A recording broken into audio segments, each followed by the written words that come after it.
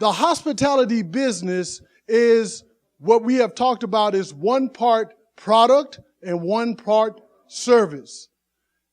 Entertainment is a part of that product.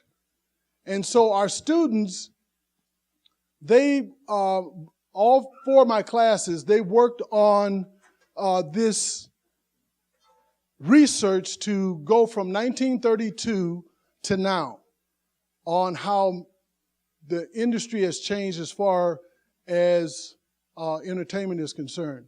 We've talked about in our class, and we know that the 101 class is all about let's connect the dots and see the big picture of what this industry is all about. And then later from there, you go on into your culinary areas, the different fields that we have that we, as professors here, believe that we're the number one 2-year school in the nation for hospitality. We are. And we have the best when it comes to professors in knowing what this business is all about. Miss Jones, will you please stand up? Everybody know Miss Terry Jones? Karen Palladino, she keeps us all together. She's Mr.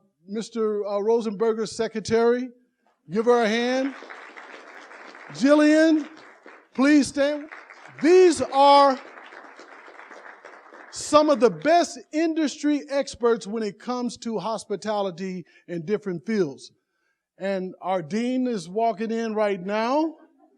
How are you, sir? Give him a hand. And we have some guests here that Mr. Peter Guzman is the incoming president of the Latin Chamber of Commerce. Peter, please stand up. He has spoken in my classes about hospitality, and his wife is the senior vice president at the Golden Nugget, and I'm trying to hopefully get her to be a part of this lecture tour. Let Las Vegas be your classroom. The people that are coming, that are going to be here talking to you, they are Las Vegas. And they're going to talk to you about different areas and different things that have occurred over the years in Las Vegas. These are the people that have made Vegas what it is. Mr. Otto Media, please stand up. Mr. Media is the outgoing president of the Latin Chamber of Commerce, and he is a person that has mentored me in a lot of ways. When I'm a distance from him and I'm doing something wrong, this is how he mentors me. He's a good man. He's a good man. And a good friend of all of ours, Mr. Harold Lewis. Mr. Lewis, please. He has also spoken on this. Mr. Lewis, well, he just sold about 10 or 12 McDonald's, and I'm hitting him up for about a meal. You see him laughing. He knows that's a joke, see. But anyway, he has come out. He and his family have spoken to my students about this business called hospitality and how to be innovative. He had a McDonald's that had jazz on Thursdays, and he had chandeliers in McDonald's. So you have to be innovative. You have to be very innovative. Ladies and gentlemen, when we talk about entertainment and the evolution of entertainment, we have in front of you, this gentleman is the lead guitarist for the Blue Man Group. Give him a hand. How you doing, everybody? My name is Josh O'Connor, and this is Charles Henry. Like he was introduced, he's a part of Blue Man Group. We've got our tour manager with us. We call him Dr. Z, so he'll be hanging with us today. We're going to do 2 songs for you. We're local musicians, and I'm actually also part of the CSN family. I'm actually an adjunct professor for the audio program, and I teach on the Cheyenne campus.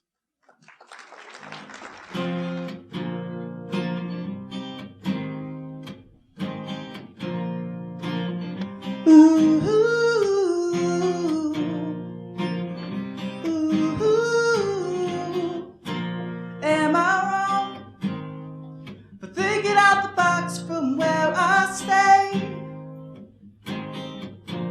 Am I wrong for saying that I choose another way? I ain't trying to do what everybody else doing, just 'cause everybody doing what they all do. If one thing I know, I'll fall but I'll grow. I'm walking down this road of mine, this road that I call home. So am I wrong for thinking that we could be something for real? Now am I wrong for trying to reach for things that I can't see? That's just how I feel. That's just how I feel. That's just how I feel. Trying to reach for things that I can't see. Am I tripping for having a vision? My prediction, I'm gonna be on top of the world. Walk the walk and don't look back. Always do what you decide. Don't let them control your life. That's just how I feel. Oh, I'll fight for yours and don't let go. Don't let them compare you, no. Don't worry, you're not alone. That's just how I feel. Am I wrong for thinking that we could be something for real? Now am I wrong for trying to reach for things that I can't see? That's just how I feel. That's just how I feel. That's just how I feel. Try to reach for things that I can't see. If you tell me I'm wrong, wrong, I don't wanna be right, right. If you tell me I'm wrong, wrong, I don't wanna be right.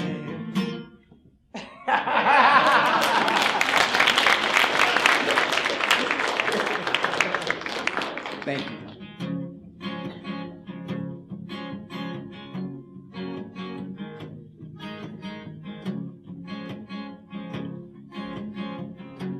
Saturday morning, jumped out of bed, put on my best suit, got in my car and raced like a jet all the way to you.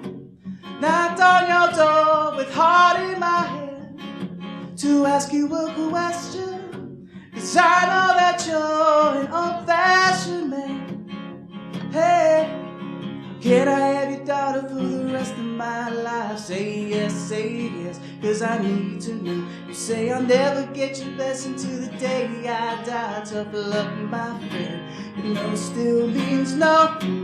Why you gotta be so rude? Don't you know I'm human too? Why you gotta be so rude? I'm gonna marry her anyway, marry that girl, marry her anyway, marry that girl. No matter what you say, marry that girl, we'll be a family. Why you gotta be so rude?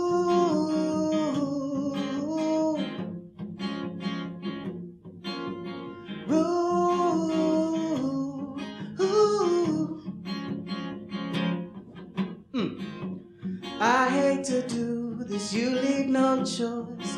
Can't live without her. Love me or hate me, we will be boys, standing at that altar.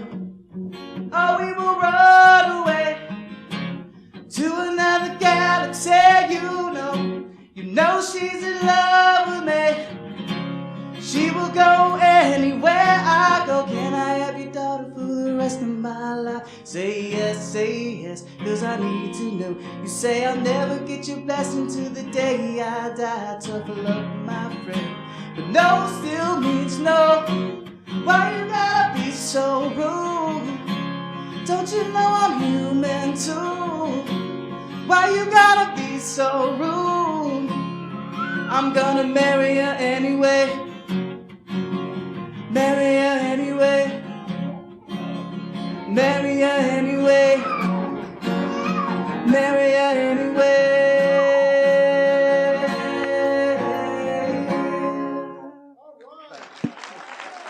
Thank you so much for letting us be a part of this. Have a good day.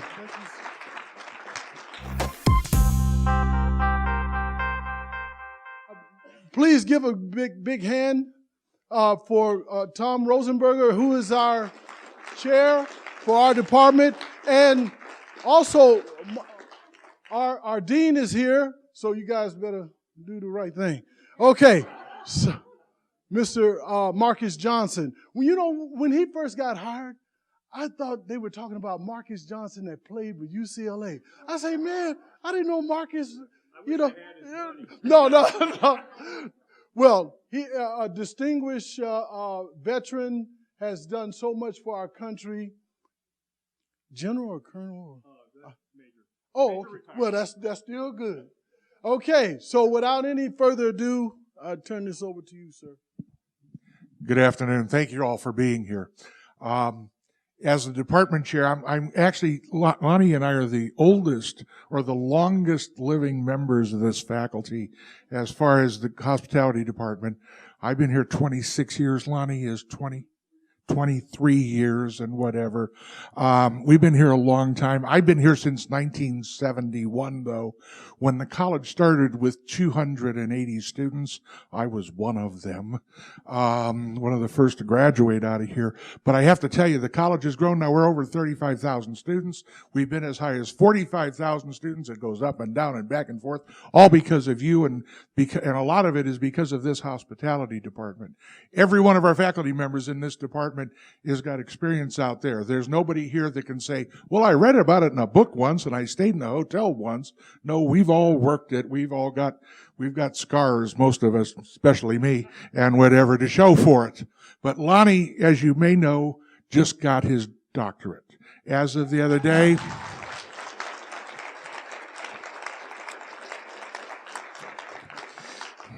I'm trying to figure out how we're going to do this. Doc Lonnie has a certain ring to it. I sort of like that. But for some of you who may think that, well, Lonnie's been lucky. He's tall, so he could play basketball and whatever, so he had that going for him. But I got to tell you, I know lots of tall guys that can't shoot free throws. The only way you shoot free throws is you shoot about 1,000 of them. And that's what you do to get there. It's called work. The only reason Lonnie got a bachelor's degree and a master's degree and now a doctorate is one simple reason. It's not because he's lucky or he's good looking. It's because of work. There is nobody that gets to here without starting working here. And whatever, and all of you students and whatever, you've got some opportunities here, but it's now you put in the work now so you can enjoy the next 30, 40 years of your life, because all of that's going to pay off for you.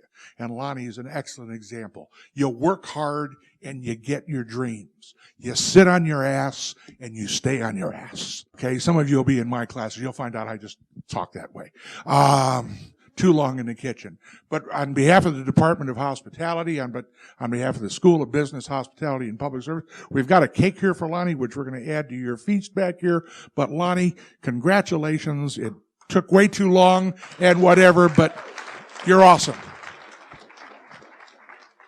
Oh, and congratulations to his wife and family, because it's over now. You know, my good friend, I'm choked up, you guys. My good friend that we've known each other, we've known each other when he was real thin and had hair. I mean, it goes like this, and we talk about that in class. Don't waste your time, because time goes by fast, and And we know that this business is a business of people. And I could not have been surrounded by one of the best in the business with Mr. Rosenberger. He's one of those guys that tell you what you really don't want to know, but you need to know it. So he shoots straight from the hip, and I appreciate that. So thank you so much. Just real briefly, it's really hard to top, especially following Rosenberger is a tough task. He has the gift of gab. But I would like to thank all of the faculty. We have faculty here. Thank you. It really is a fairly easy task trying to lead these folks because they actually don't need a lot of leadership.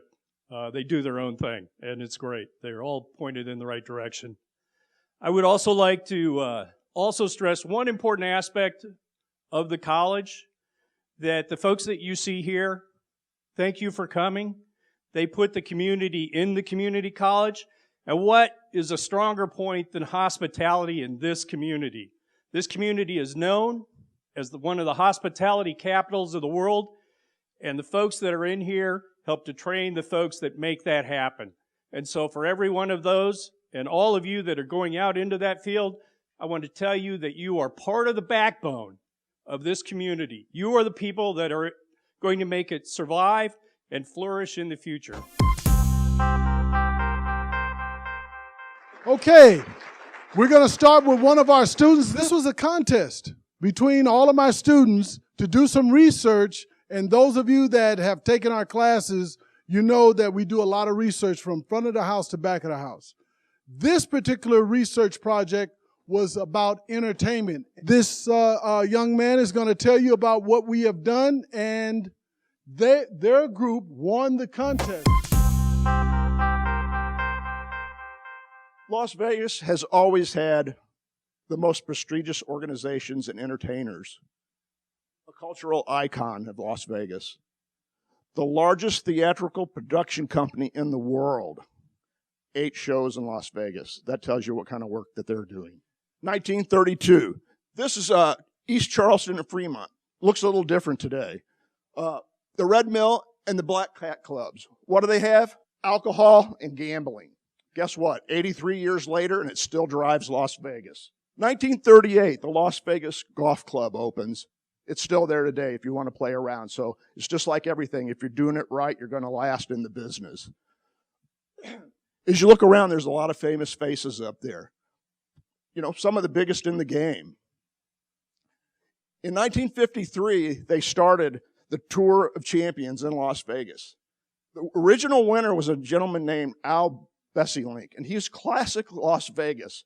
He wins the tournament. They wheel a wheelbarrow out and pay him 10,000 silver dollars right on the last hole. But being in Las Vegas, he was a smart guy. He went in and put $500 on himself at 25 to 1, and he won $12,500, better than what he won. So he went home with double his cash. This is going to be kind of like the lightning round. You know, we got the debates, we got the talk shows, and we get the lightning round. 1941, on Highway 41, El Rancho opens. Guess what? There is no Highway 91 anymore, a.k.a. the Las Vegas Strip, Las Vegas Boulevard. 1950s, we're moving up in the world because the Riviera opened the first high-rise in Las Vegas, 9 stories. We've gone a little higher now. In 1950, at the Desert Inn, Edgar Bergen and Charlie McCarthy do their ventriloquist act. Hey, I think you see my lips moving. In 1951, Binion's opens. And guess what? They gave us the World Series of Poker. It got so big, it had to move to the Rio. And guess what? 2 weeks ago, the winner of that took home $7.6 million. That's not a bad payday for playing cards. The Deep River Boys, they are the first African-American group to play a casino in Las Vegas at the El Cortez. If you've been at the El Cortez, some of that original building is still there. It doesn't look a lot different. But in 1941, a young lady named Pearl Bailey rode the train to Las Vegas because there was a war going on. And she was going to perform for the troops out at the Air Force Base.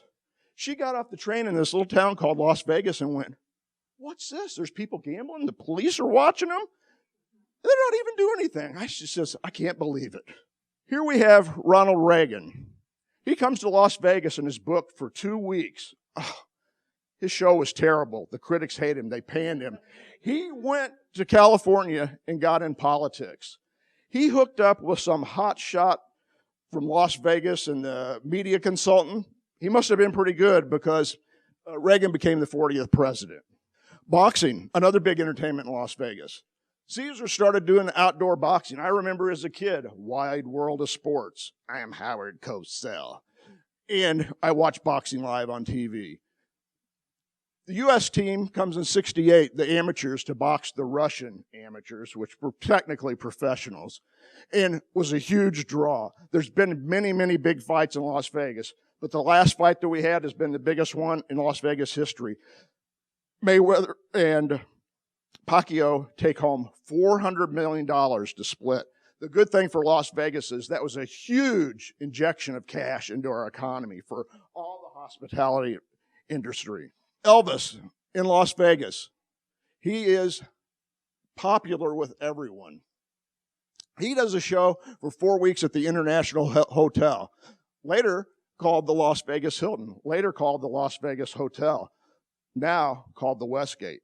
If you're in Vegas, your hotel better be good or you're going to be imploded. Ziegfeld and Roy over at the Mirage. They built their famous act in Las Vegas. They weren't famous when they came here. They'd been all over town, ended up there, and they ended up as one of the must-see shows in Las Vegas. Here we go. Showgirls came to Las Vegas in 1952. There's a rumor that a gentleman named Oscar Goodman, who is the Las Vegas ambassador, travels with a showgirl. He travels with those showgirls because they are an icon of what Vegas is. What can happen in Las Vegas in 2004, Ka plays to over 1 million people. What happened? It's big, it's visual, because it'll play to any nationality, because Las Vegas now is an international destination. And I heard from a really smart guy once is that, you know what? Las Vegas is macroeconomics. How about the DJs? They play all the clubs in Las Vegas. But they also played a little thing this last several years called the Electric Daisy Carnival. This past year, they drew 400,000 people and injected $322 million into the Las Vegas economy.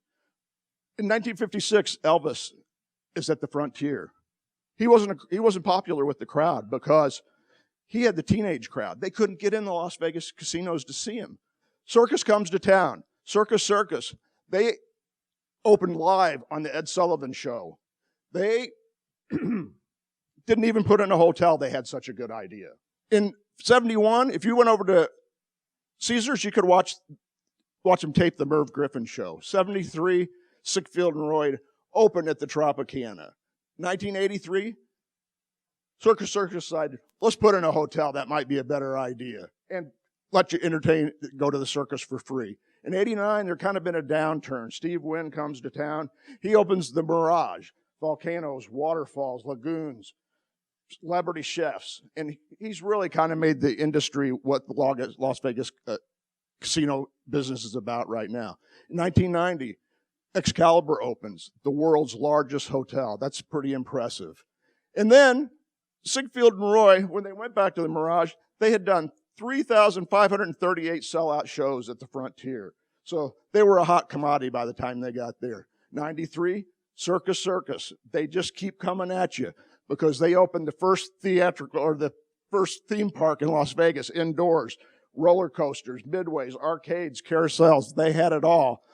And what made them popular is that they stayed true to their theme. Fun, kids, and the circus. And also in 93, the MGM opens. MGM has a family-oriented thing. They put a 33-acre theme park on the back of their property because they also are being innovative and want to move to the front. Just one last thing. I like Elvis because I'm in that age group where Elvis was popular. When Elvis did his show at the Hilton or at the International, He was $500,000 for 4 weeks. Today's pay, that's $3.3 million, and that's why Elvis is still the king. I got one last thing for you. If you follow the dollar, that's where entertainment is. If you aren't popular, you fade away and you don't get it. So all I want to say to you guys is thank you. Thank you very much. And Elvis is leaving the building. What we all have been waiting for, the number one, the happiest mayor in America, our own Oscar B. Goodman. Hi, Lonnie. How are you? Good, sir. How are you? Good to see you, buddy. Thank you so much. Nice seeing you. Bring me flowers? I don't share it with anyone. You know, I used to be the mayor here, and I was term limited. I served 3 4-year terms, and I wasn't able to run anymore, so I took a position with the Convention Authority, but I was able to get one of my city council members to leave as well, and Portia is with me. That's a joke. Boy, oh boy, wake up. No, I have a great deal of admiration for the folks here. I think this is the greatest school in the Valley. There's no question about it.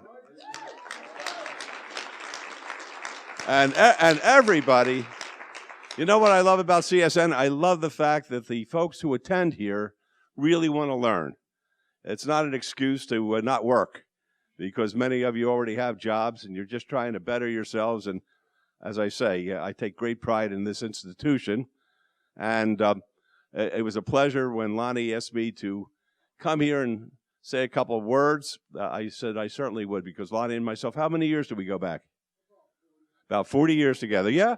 No, he's not joking. About 40 years together. He was a great athlete at the other school. Was it UNLV at the time or not? Nevada Southern. It was Nevada Southern, and they had, besides Lonnie as a great basketball player, they had a really great ball player by the name of Elbert Miller, who was a little All-American and brought great pride to our community here.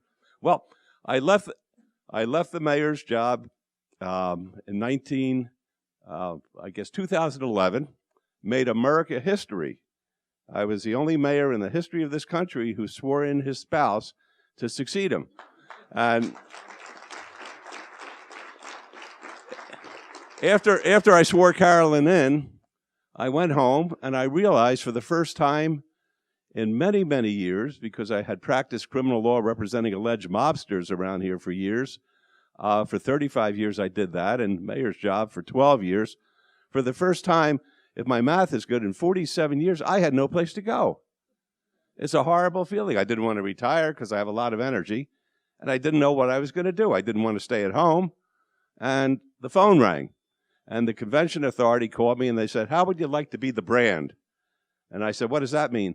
They say, every morning, we'll send 2 showgirls over to your home, and they will pick you up, and the first thing they'll do is make you a martini with Bombay Sapphire gin, and all you have to do is sell Las Vegas. I said, boy, that's the easiest sale in the world, and they formed a special position for me. I am now the chairman of what's called the Permanent Host Committee. You know, a lot of cities have host committees that they form on an ad hoc basis. If they want to bring in a particular event, they get people from the community to get together and they promote the event, and then everybody disappears and goes back to their ordinary life. But here, we're doing this full time, and I'll tell you why. We are the #1 tourism destination in the world. And you know, and Ronda Rousey probably could say this better than I, when you're #1, somebody's always ready to knock you off the perch to make sure that you don't remain #1. And we were over in London. How many years ago was that? A long time ago.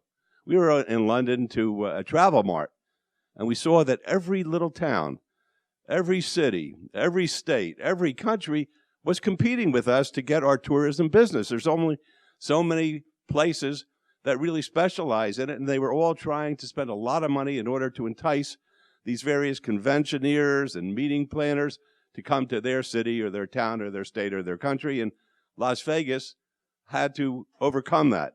And what we do, of course, is we have the most visible, shall I say, mark or logo imaginable in the form of my beautiful showgirls here. So it's very important that I take them wherever I go. My wife gave me immunity when I was the mayor, and the immunity has carried over to my present position, which is very nice. And we're out there talking about tourism all the time, and there's two messages that we'd like to convey. One, and this is the most important one, it really works. And this is something for you to remember when you go out into the world and you're engaged in tourism-related matters. People like to be thanked. And the first thing I do when I go out is I thank the group, whomever we're speaking to, for choosing Las Vegas, because they have so many different choices. We thank them for being here. And it's remarkable. They appreciate being thanked. And at the end of their meeting, they usually re-up or re-sign for coming back the following year or the 5 following years. And many of them have said that the reason they do that is they felt appreciated, that they weren't being taken for granted. So that's number one. Number two, and this is where I need you, because it's very important that you buy into the truth, and that is, in order to preserve tourism, we actually preserve the quality of life that we enjoy here, because the money that we get from putting heads in beds, as they say, is the money that we use for our parks and our schools and our roads and the municipalities. So it's important that we protect that.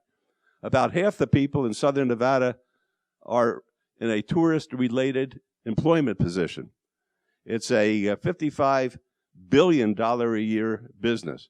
That's billion, that's not million, and that provides us with the quality of life that we enjoy here. So I can't do it by myself every single day. I need help, and we're going to make an impassioned plea, the best I could do, for you to sign up and become an ambassador and to work with us with the host committee. It doesn't cost a cent. You get a lot of perks as a result of it. We provide different kinds of entertainment during the year to make sure that everybody who is helping us out is rewarded for it. And you go out and you volunteer to attend a meeting and to make people feel welcome. You go to the airport to greet a group. It's those kind of things. But the main thing is you feel you're part of the community. So with that, Lonnie, I'm happy to answer any questions that the class has. Does anybody have any questions? You're all smart students. Well, if you don't have any questions, I'll start drinking. It's a real deal. And you see the way I drink. This is not a stupid olive in here. This is a real jalapeno pepper. Yes, and that's what I do. And when you drink your martinis, please ask for a jalapeno pepper because it's amazing. I'm going to give you a lesson now on jalapeno peppers. In the martini, when you have a jalapeno pepper, when you drink down to here, it's mellow.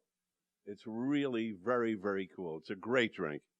When you drink from here to here, you begin to lose the sensation in your fingers and your toes, and that's when you call upon the designated driver. It's when you hit the halfway mark here. Yes? In my classroom, we learned that if you bring something for one, you must bring something for all. I brought something for all in terms of that jalapeno. Yeah, you want to know something? That's not the American way, lady. You've been here a long time. What do you see as like the biggest change you've seen in Las Vegas in all the years that you've been here? Well, I have to relate it to my own experience, of course. That's what we talk about. When I got here in 1964, before you were even a glint in your parents' eyes, it was a cow town. It was a small town. Everybody knew each other. Our social life revolved around a supermarket, believe it or not. It was in Commercial Center, which is off of East Sahara. And people would go to the supermarket on Saturday and Sunday, and you would see the doctors, and you'd see the coaches, and you'd see the reputed mobsters, and senators. Everybody was there, and everybody knew each other in those days.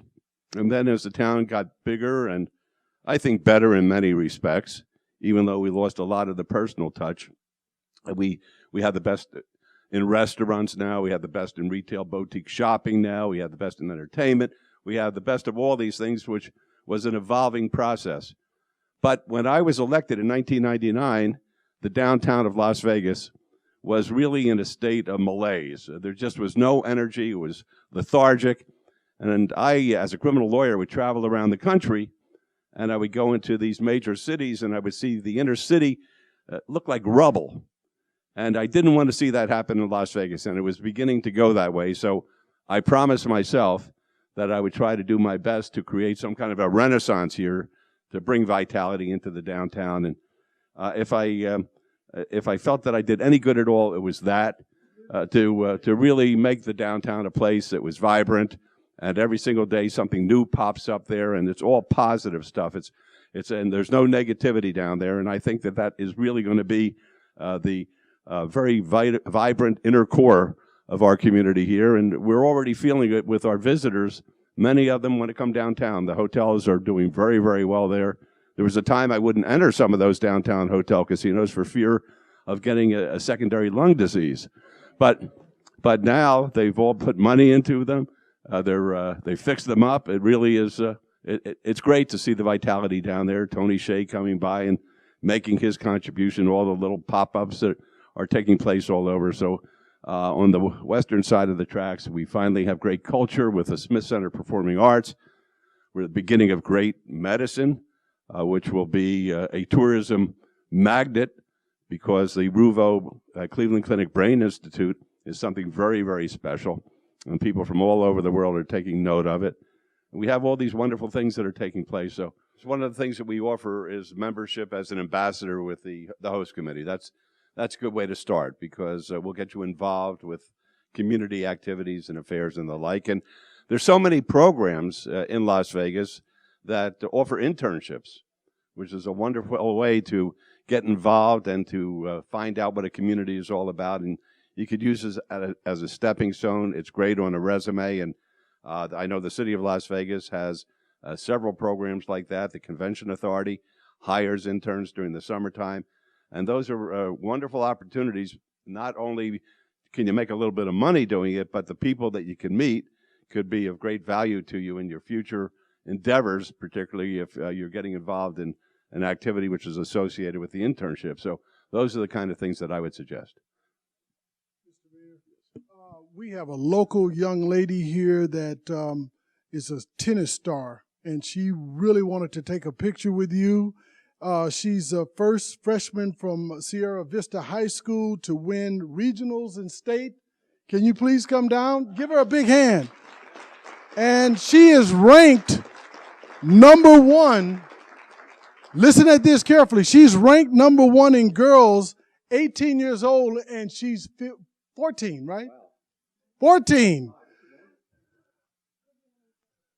No, it's interesting.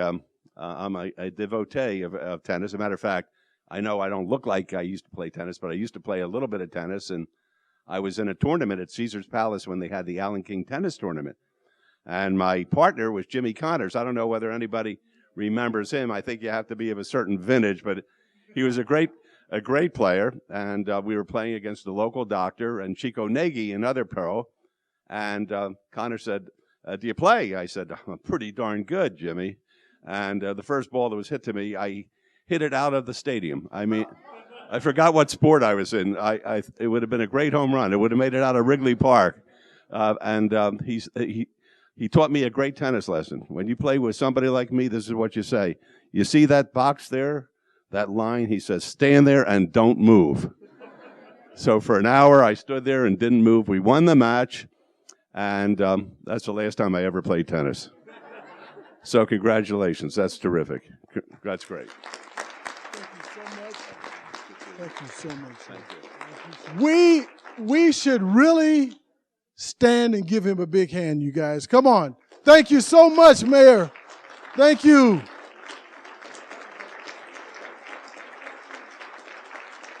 I want to share with you a young lady that is a student here that has performed for years, but I'm going to let her talk to you about that. Without any further ado, Elena Lev from Russia, now with love and here in Vegas. All right.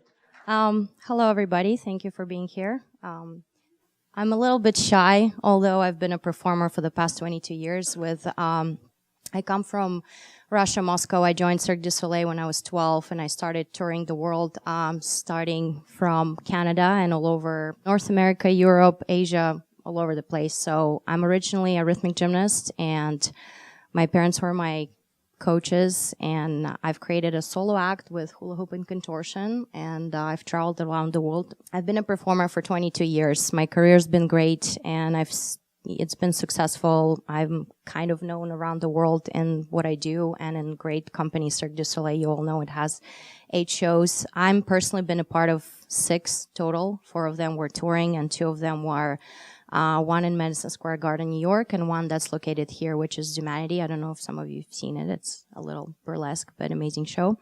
Photo shoots, movies, performance, that's on top of the New York Tower. So a lot of things. It's been great. But I have a 10-year-old daughter, and I'm 33.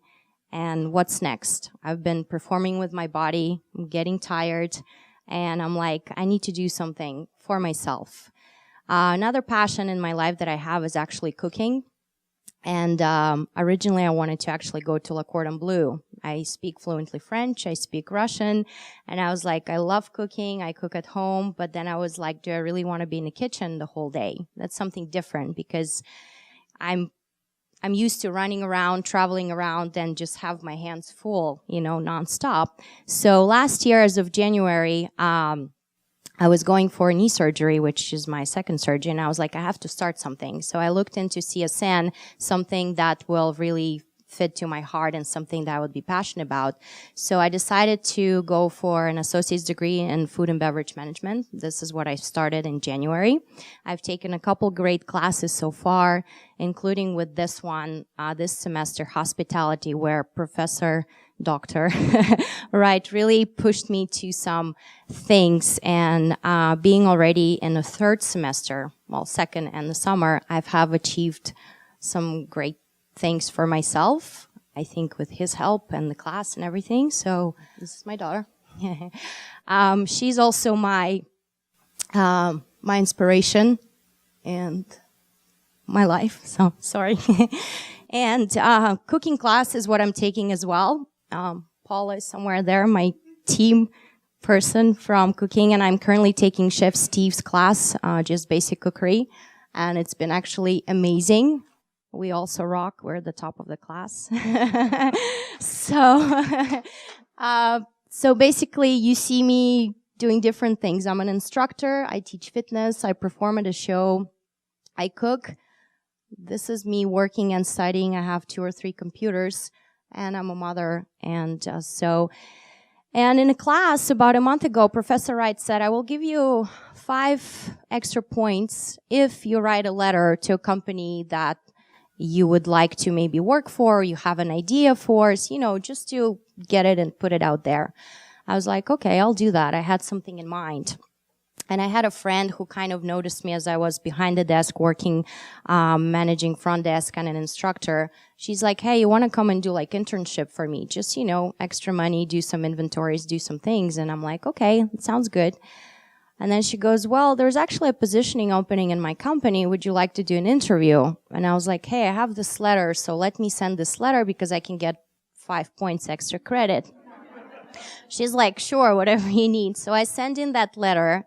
I get a reply, and I have an interview scheduled 2 weeks later. And the company is actually Brown-Forman. They own Jack Daniel's whiskey and Chambord and Corbel Champagne and Herradura. So it's a big, big alcohol company.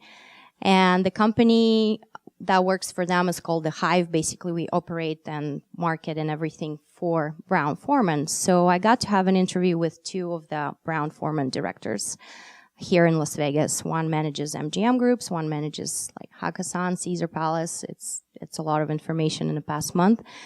So I did the interview, and a half an hour later, the guy calls me and he says, you got a job. So,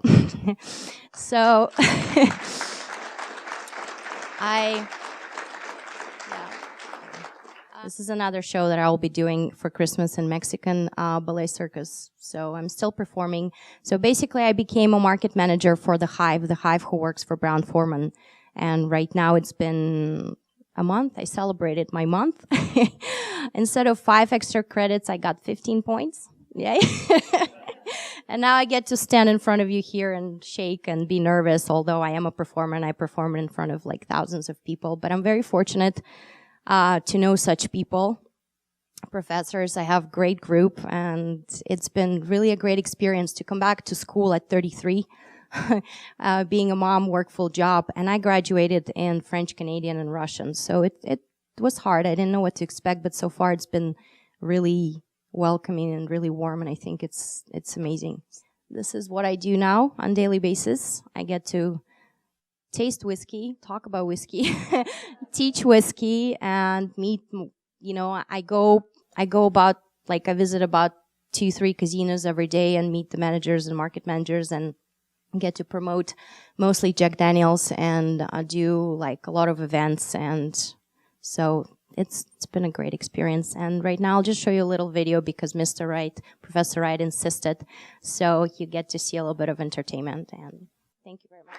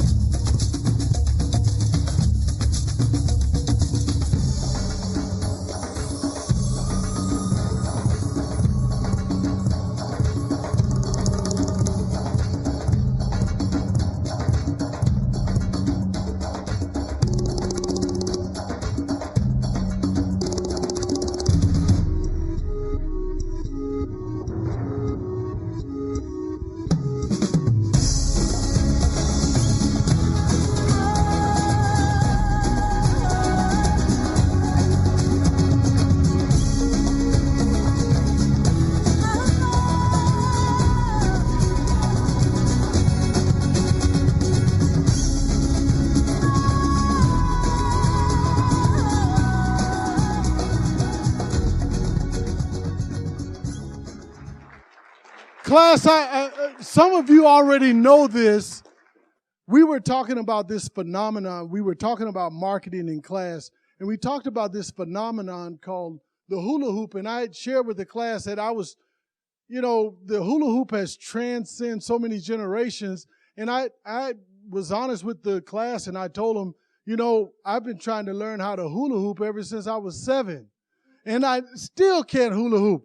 Well, Elena said, I can teach you how to hula hoop. I said, nobody can teach me how to hula hoop. And then she told me to go online and to take a look.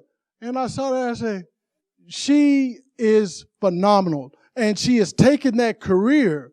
Like when I talk to young basketball players, I say, if you just take just a little bit of that energy of running down the floor and you put it into your classroom, you'll be an A student. You'll be a student because it's energy, and you have to focus that energy. Well, I want to share with you someone that has invented Las Vegas for years, although he's still young, for years, this gentleman, he recruited not only me, but Coach Tarkanian. He has done so much for this community as far as marketing is concerned. I ask all of you in my classes to Google Mr. Sig Rogich. And for me to give you that same introduction, we'll be here for about 30 minutes. He has done so much for this city, and he has done so much for a lot of people like myself.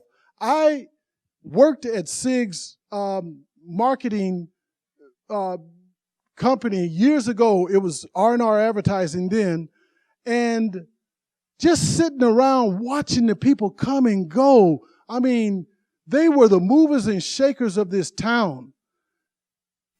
And they all came to see Sig. They all came to utilize his expertise, whether it was in marketing or ideas. I'm telling you, he is a phenomenon himself. So without any further ado, you guys have Googled Mr. Sig Rogich. So I would like Sig to please come up, and thank you for coming. Now, I want to tell a lot of people, Ambassador Rogich. I mean, we started talking about the titles. I want to share with you that I was on a flight with Mr. Rogich, coming from. We were going to buy cigars for the Big Smoke in Dallas, and we were on Steve Wynn's private jet, and someone Sig had told me, Lonnie, we're not going to take that Northwestern. We're going to use somebody's plane. It was his friend Steve Wynn, and someone was going to hitchhike with us. So when Sig says somebody's going to hitchhike with you, look out. It could be anybody. Well, guess what? Secret Service drives up, and the President of the United States joins us on a flight to the Big Smoke in Dallas. And it was just unreal. So many things that I talked to you about in class, I've stole a lot of it from Sig. But anyway, without any further ado, thank you so much, Sig. Thank you. Thank you, Lonnie. Humbly, your mayor said that he was a tough act to follow, and I'd probably get booed here. In his most humble way, he did that. And then I saw your tape, and that's a humbling thing to follow. So thank you for having me, and thanks for what you're doing. It's terrific. Lonnie and I have been friends a long time. Dr. Wright, and he worked for me. It was many years ago, and we have a lot of mutual friends. Some we lost along the way, some that are still around, some that took wayward paths. And I can remember through the years we tried to reach out to a lot of them to help them get on their feet again. And some we were successful with, and some we were not. I had the privilege, at R&R Advertising, I started in the business by writing speeches. So I tell students and people that try to work for me, if you can do one thing right, it would be to be able to write.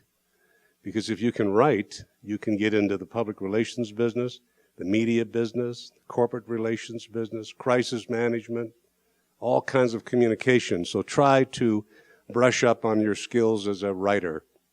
If you can put it on paper, now on this thing called the internet, if you do it properly, there'll be a lot of demand for you in the workplace. I think this is a transformational year politically too, because I think Republicans have to have Latino votes in order to win in 2016. As a practical matter, I've been involved in campaigns for president since 1980. 1980, 84, 88, 92, 96, 2000. 6 of them. And they are roller coasters. Believe me, every day is a different day. The only thing different, I think, about it is the days in the White House. I used to have there's an old song that says, "Riding high in April, shot down in May." In the White House, I used to say, "Riding high at 8 o'clock, shot down at 8:15. That's how quick the universe changes in the White House. that epicenter of the universe. My office was in the West Wing of the White House near the president. And when we lost and left, Hillary took my office. And later, Karl Rove had the same office. So I watched things unfurled, and you see how small the universe is. And then you try to bring all of those thoughts and memories back to what's going on today. And they're not that different, but they are. They're different people. We've never had a coalition in the world, potentially, that's infiltrated all of our allies in Western Europe and throughout other parts of the world like we're seeing today. So you're going to have to deal with that. I've watched this community college grow up. Mike O'Callaghan was really the beginning of what happened here when we built this school. The founder of the community college system in Nevada was a former governor named Paul Laxalt, who became a United States Senator. The first one we had, I think, was in Elko. And from there it grew to become something special, you know, across the state. And who would have thought we'd had this many students in the community college system? I certainly didn't. And it's been trouble keeping it, you know, up to where it should be. I talk about something else, too, and that I had the foundation for the academic foundation for the Clark County School District. And, you know, we have a shortage of teachers here, 800 short. Imagine that. People are looking for jobs, but we can't fill 800 spots. And so Republicans always brag about being free market, letting the markets set the tone and tenor for what's important. Let the free market dictate what things should be, the costs, and what we should be paying for certain things. And I think the time has come when we do that for teachers. Teachers can't live on $35,000 a year. They can't do it.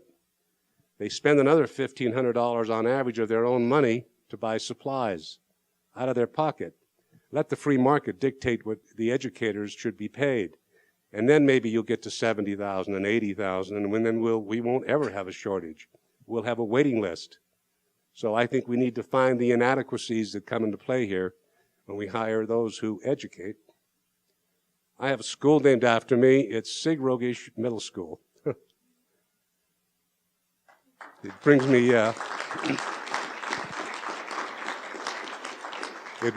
it wells me up a bit when I talk about it, I have to tell you. But when they named the school after me 11 years ago, I determined I wanted the arts and music to be integral to everything we did. And so I made music and the arts a part of the school. Music is math, 8 notes, quarter notes, half notes. I don't know if you play instruments. I played guitar most of my life, banjo too. And I think back to those days, but that's a whole other story. If we can get kids to play instruments, they get the essence and the grasp of what mathematics is about. And the arts is focus. If you're going to perform in front of your peers, you're going to pay attention. You're going to give focus to what you have to do. You don't want to embarrass yourself. To tell you how it correlates and how it works, at Rogish Middle School, we have 1,600 students. 75% of them play instruments. I buy instruments for those who can't afford them. And 92% of the kids are in the arts. We graduate and pass 100% of our children in algebra and 92% in advanced algebra. It's remarkable.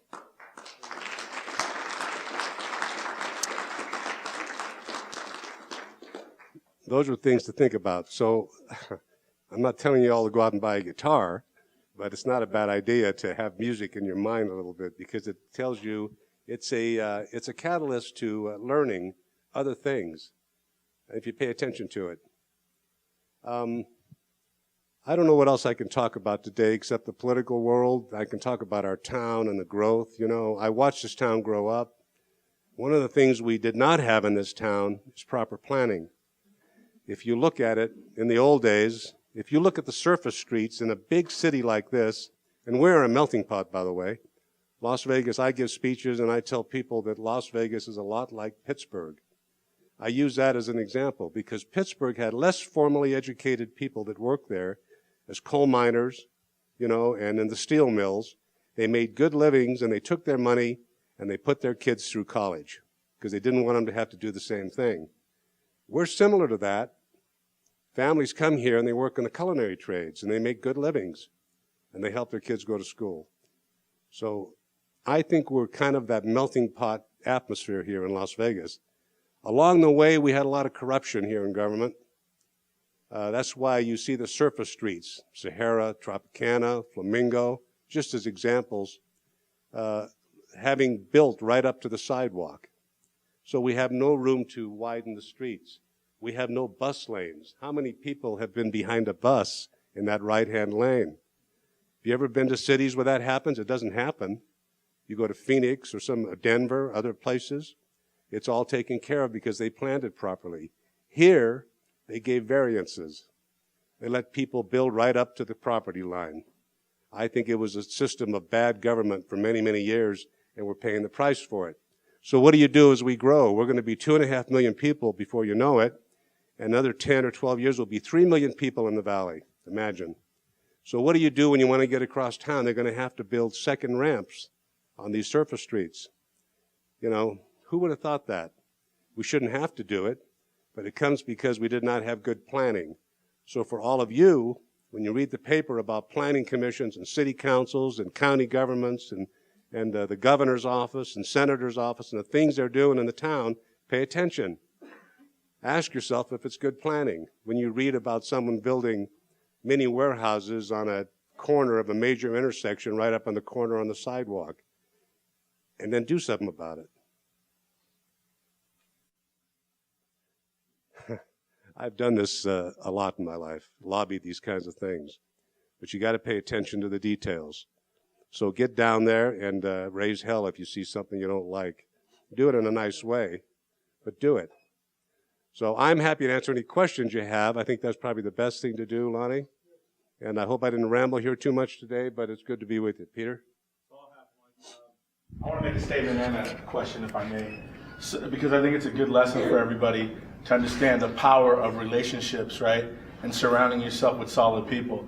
So I'm going to tell you a quick second on how I met Sig. He may not even remember this. I had heard him speak.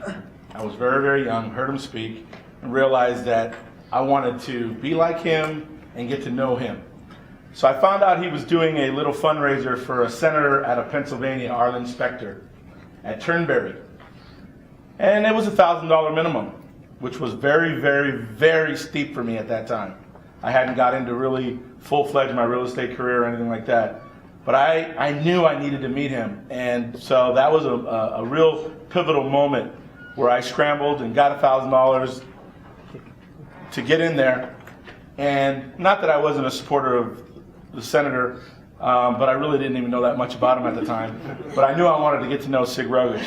And that night, that is when I met him. And what has happened since then is he's an email or a phone call away at any time that I need some advice. He's never ignored it, and I'm grateful for that because he is one of the true pioneers of Las Vegas, of Nevada, and nationally, the things he's done on a national scale. With that, thank you for being here. Thank you. The question I would ask is... I didn't know it cost you $1,000. You could have seen it for nothing. Didn't know that at the time. Do you think that the hospitality industry here in Vegas is on its way up? Is it teetering? Is it, I mean, are there going to be careers and jobs available to people coming out of hospitality here in Vegas? Well, that's a great question. I think it's certainly on its way up, and it might be just beginning in a different way. You know, one thing you can pay attention to is the fact that gaming is the fourth provider of revenue for our community. It's room, food, beverage, and retail. You know, it's ahead of gaming. And so what does that tell you? People come here to shop and eat and drink and enjoy the atmosphere. A lot of things are going to happen here in the next year in this city. The convention center is going to demolish the Riviera Hotel. They're going to build right up to the curb there on the Strip and have all that convention space. And so that's a significant thing. The zoning's already done there, by the way. I might tell you that, just so you're on top. Although I didn't agree with that either, and I told Steve Wynn that. He and I argued about it. He built that Treasure Island right up to the sidewalk. So there's no setbacks on the Strip either. Bad planning. Anyway, I'm not going to stick with bad planning stories here.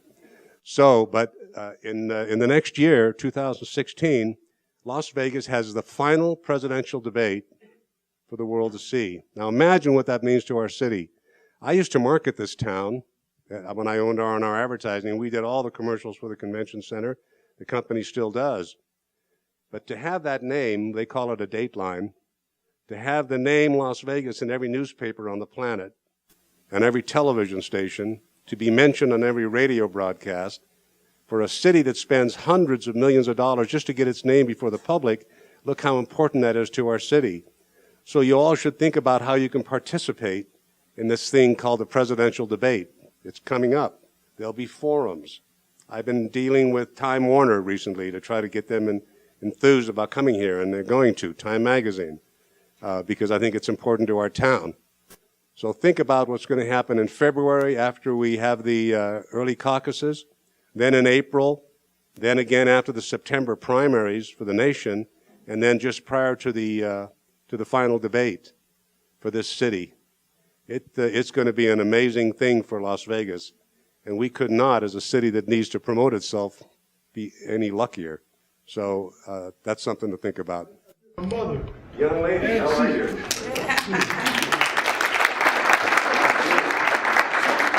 I didn't mean to interrupt you, but she's leaving now because she's not feeling well. So, but you remember her when you? Yes, years ago.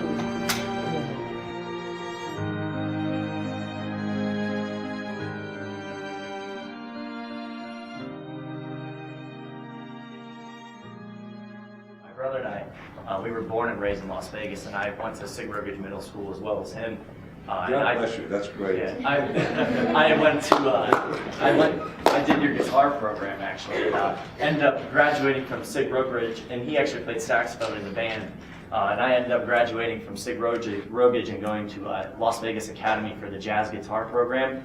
And now we're playing in a band all across Las Vegas and other states as well. And we've raised our Las Vegas flag very high and very proud. You're here.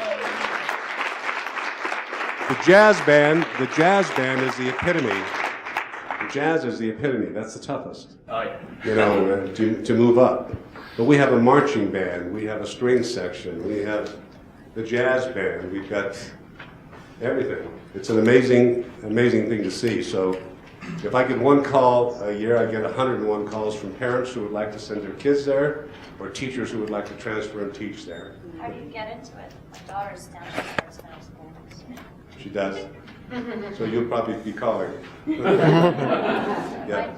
Sig, you may not remember, 19 years ago this month, we had the grand opening of the C building over at the Cheyenne campus, where the culinary and hospitality is located.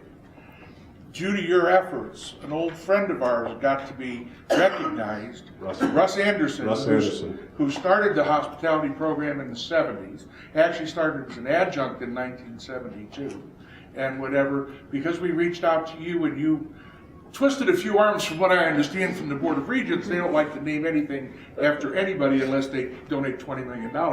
We were able to name Russell's Restaurant after you. I know. And I want to thank you very much for that. Thank you. That tears me up a little bit too. I loved Russell. He was one of my best friends. One of the funniest, smartest guys I've ever met. What is some advice you can give them as they go out to some of their first interviews and they're a little nervous? What is some of the best advice you can give them to make that great first impression, to really get that first job to move into the industry? Well, that's a great question too. First of all, make sure your resume looks good. I really mean that. I mean, you'd be surprised how many people come in unprepared in that regard. Have it professionally looked at and look it up on the internet. And then I think you should give people a sample of your writing skills, just a small sample, and tell them that you have the ability to communicate on their behalf. And here's a good example of what I can do. And then look people in the eye when you talk to them. It's pretty simple, really. And don't be afraid to smile, and don't be afraid to tell someone you're scared. You know, people like honesty. Look people in the eye, but show them what you can do. Make sure your details are in order before you go in for that interview. It'll be enhancing to your opportunity to succeed. I've been working on that high-speed train now for 12 years. Just let me tell you what the process is. And I'll tell you what happened during that period of time. In the 12 years, China built something like, I don't know, 500,000 miles of rail service throughout their country. In that period of time, Japan enhanced their rail service, Germany, Switzerland. It took us 12 years to go through 21 federal agencies at a cost of over $50 million just to get approvals to build a high-speed train. Everybody says, well, why did it stop in Victorville? It wasn't stopping in Victorville. That was the first landing, and then the connector should go over to the part of California through Palmdale, which is a 50-mile jaunt. But to get the environmental impact statement approved, we had to get approval from the Department of Energy, Department of Interior, the Federal Railroad Commission, the state of California, the state of Nevada. We had to go through the Friends of the Mojave, the Sierra Club. We had to go through the legislative process in Nevada and California. We had to go through the White House, the Senate, the House, the leadership in transportation. So there's 13 entities that I've named of the 21 we had to go through. And then we had to have a series of hearings, maybe 30 public hearings, just to get approved. Well, we're approved. The cost to build a train like that is about $10 to $12 billion now. Everybody says, well, why don't we build a maglev and take it from Las Vegas right down to Anaheim? Well, first of all, you can't build a train through the heartland of Southern California. They're not going to shut down the freeways and the overpasses and everything to build a train. Plus, all the infrastructure on the ground makes it impossible to go over the Cajon Pass and down. The cost to build a maglev train would have cost something like $60 billion. Nobody knows for sure. That's why maglev isn't built here. It's just too expensive. And then maglev means that. When it stops, it levitates. Magnets keep it, they levitate. That's electricity. The cost of running it is extraordinary. Having said that, we just signed an agreement with China, and in December we'll have more definitive approvals, but we believe that there's a possibility that a high-speed train would then go from here to Victorville to Palmdale to Los Angeles in 2 hours and 30 minutes. And that would be very transformational. A lot of you don't realize this, and people don't because they don't pay attention to it, but there's no room to expand the interstates either, the I-15 corridor. But truck traffic is going to double in the next 5 to 7 years, which means that if it takes you 5 hours to get to San Diego, it's probably going to take you 10. And if you have an accident, it could take you 20. I don't know if you've ever been down to Southern California when there's been a wreck. We used to go down all the time to baseball games or football games, and if there's a wreck on the freeway, you just sit there. In those days, you had nothing to do but sit there. You didn't have this thing called phones. Anyway, so I think there's a good chance that it could happen. We're cautiously optimistic, but we've come farther than anyone has ever come before. This will be the first high-speed train in the history of this country. And then, by the way, someone says, well, why don't you travel 300 miles an hour? The efficiencies, just so you know it, if it cost you 10 cents a kilowatt, just to say, just random numbers, to run it at 190 miles an hour, to go from 190 to 200 miles an hour, cost you 40 cents. So there's no efficiency in getting that extra 10 miles an hour, and you don't really save time. That's why the average train speed across the world, average, is about 190 miles an hour. And then you can only travel so fast, So that's all that's a summation, a quick synopsis of where we are with the high-speed train. We have George Bush that got 44% when he won his presidential as president.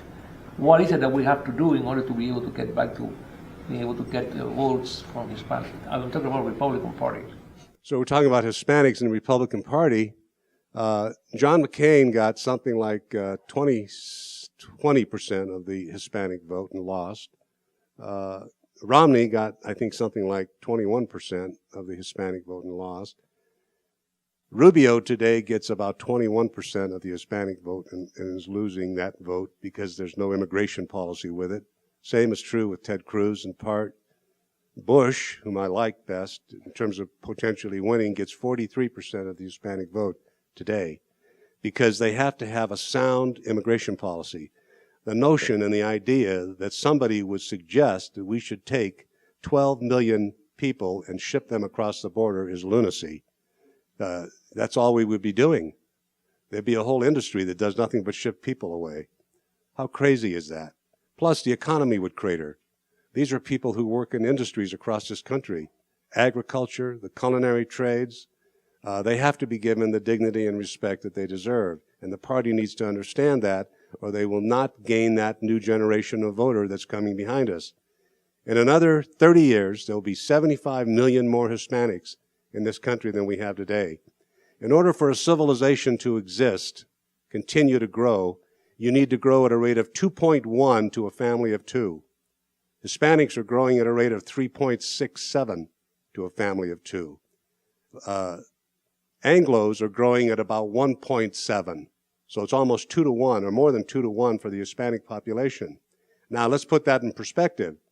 The Arab community, or the people that we're facing problems with in that part of the world, are growing at something like 6.7, sometimes as high as 8. 4 wives, times 4 kids is 16 kids in a family. And that's what's happening. And if you read some of the language coming out of there, they say, we will win by overpopulating you and marrying your daughters and having children, and they will grow up to be like us. That's the language they use, not me. And if you look at the population growth and what's going on there, you'll see it's true. So, we have more and more Anglo women in this thing called the United States that are now working, single mothers, or they don't want to have children. Japan has the same problem, by the way. Japanese growth population is about 1.6, and that's the best of it. It's probably more like 1.2. Russia has the same problem. Russia's is 1 or less. It's almost a diminishing return. So what does Russia do? They're losing the Russian population base, so they become imperialists again. They reach out to communities like, the Ukraine and Slovakia and other places because they have to sustain themselves.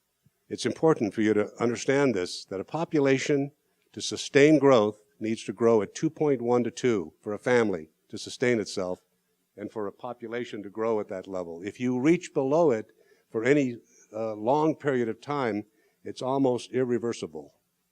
And so what do nations do? The most aging population in the world is in Japan. They have an old population, and they're not growing, and they're worried. And so they're trying to push programs that give opportunity to new young families. I want to say this. See, I had to hide that bag from Oscar because it has a little alcohol in it,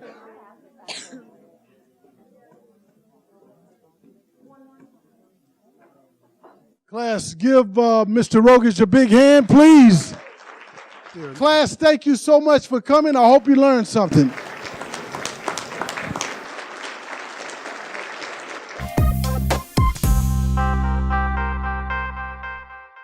I'm here after our lecture series of Let Las Vegas Be Your Classroom with Sig Rogich. I'm here with one of my prize students, and I wanted to ask him, what did he get out of this lecture, just in his own words? I thought today was a very good experience. I learned a lot about the inner workings of Las Vegas that I didn't know leading up to this, and also some of the history behind Las Vegas.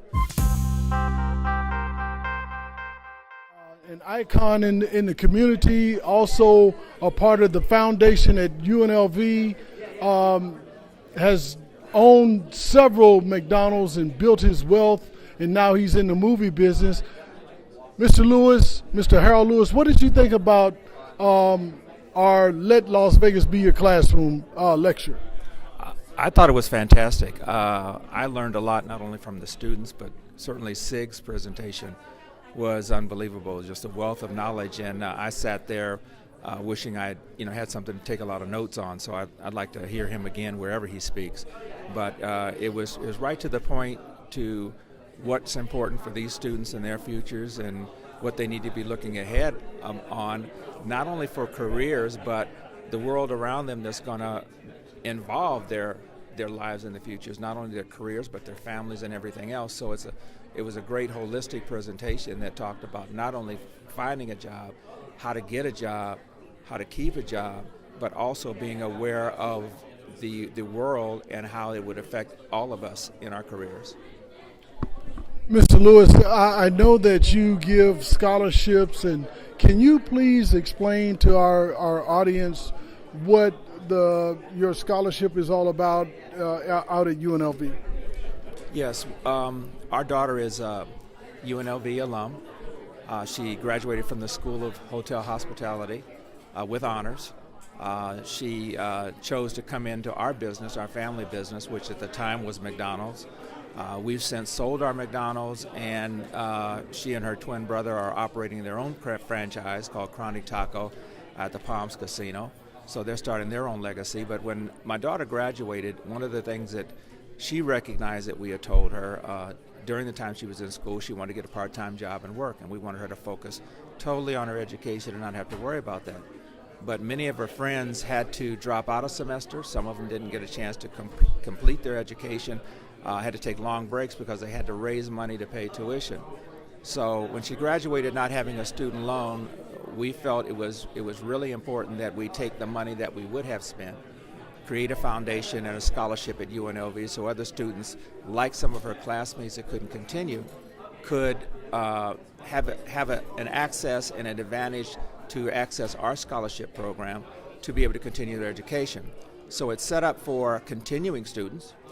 We have another scholarship outside of UNLV for freshmen initially going in, but once they're in, if they're in their first, second, third year, I should say second, third, and fourth year, and have financial difficulties, they can access our scholarship program, which is the Jennifer Lewis Scholarship under the Lewis Family Foundation. And it'll be a perpetual scholarship that'll be there forever, so students can be sure they can finish their education. So she manages that, oversees it, is involved in it. It's her alma mater. So we're very proud and happy to do that, and we've had a number of students who've come to us thanking us because it made the difference in them being able to continue their education. Mr. Lewis, your foundation and your family, you haven't been here a long time in Vegas, but you've done so much for the least of these in this town. What are some of the things that you're going to be doing in the future? I know that you're producing movies and different sitcoms or programs on television. Can you share with our audience some of the things that you're going to be doing in the future? Yes. Well, we're in our fourth career. I was in the airline industry and with McDonald's for 29 years. My wife and I, we've been partners for 30 years, married for 41. But making a difference in terms of helping students, underprivileged students, minorities, all students, to be able to realize their dream where they may not have the support system at home. They may not have the financial wherewithal. We've been in Las Vegas for 8 years. Prior to that, we were in San Diego for 21 years. And in 1994, my wife founded a scholarship program called AVAIL, African American Visionary and Inspirational Leaders. Since 1994, we've awarded over $700,000 in scholarships to graduating high school students to get into college. So prior to that, we also had a scholarship program we helped with former Congressman Mickey Leland that was established following his death. So we've been involved in multiple programs dealing with education prior to coming to Las Vegas. So we've continued it here because it's very important to us. And it's important to us because we didn't have those opportunities. Our parents couldn't afford to send us to college. We graduated from Sidewalk University. That's where I have my PhD. So it's something that our kids were fortunate enough to be able to do. But we also feel with success comes some responsibility, and you've got to reach back and help other people realize their dreams who may not have the opportunity. Well, sir, I really want to appreciate or thank you for coming to our school so many times and lecturing to our kids about the hospitality business. And I would like to get you on air to say that you'll come back again and be a part of our Let Las Vegas Be Your Classroom, because you are Las Vegas. Well, we'll come back every time you invite us. And like we did last time, I'll bring the family. They relate well to the students. They're the reality of what they can do finishing their education because, my daughter is an alumni.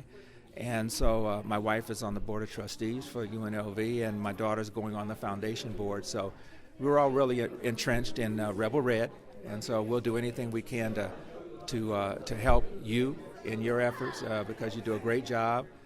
It's not just a classroom and book knowledge, it's the reality. It's book knowledge and the real world that you bring to them, and it's very important because once you leave the classroom, the book becomes a study guide, but the real world is not all out of that textbook. That's right. Thank you, Mr. Lewis, for being a part of our Let Las Vegas Be Your Classroom. Happy to do it. Thank you, sir. I'm here with one of my top students, and I would like you to answer this question. What did you get out of this lecture? Did any of this lecture mean anything to you as far as your career is concerned? Just speak to the lecture that Mr. Sig Rogich just gave us. I'm going to have to say it was probably one of the most motivating and inspiring events I've ever been to. I was really much on the fence about politicians and which way to take my business. I just started a food truck, and him coming in and showing that he is so positive and motivated is just phenomenal. And what I took out of it was I have a little more political guidance from when I'm making my decision in this presidential election. Thank you. I wanted to ask our dean, what did you think about the lecture specifically with Mr. Rogich? I really thought it was inspiration. Even in my experience, so many of the things that I had experienced in my life, I could also communicate or relate to, his discussion on music. Both of my kids went through college on music scholarships, full rides at University of Denver. I could relate to that. His experience as a speechwriter, I've actually had that in my background working with a general in the Air Force. So there were a lot of parallels, and I think everybody in here could identify with something that he had to say, that there was opportunity, that there's a future, that he's proud of Vegas. There are just so many things that he discussed that I think it was a great opportunity, and I got to thank you for bringing him today. I mean, that was really a pleasure and very informative, I think, for everybody in the class. I wanted to ask you if you would continue to come to our right now we have a guy that was the mayor, was an attorney general, was a governor, and a senator, Senator Bryan, who's going to speak at our next event. And I just wanted to know, what do you think our kids should hear?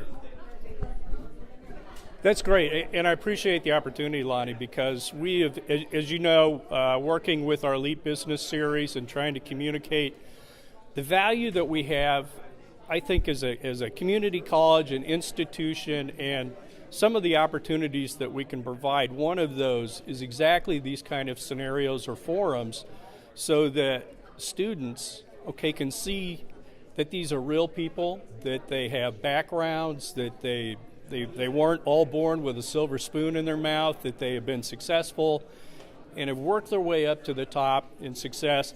And for example, I appreciated the advice that Mr. Rogich said about writing. It's something that we continue to work on. And so those kind of insights coming from outside of the college also add value to what we're trying to do.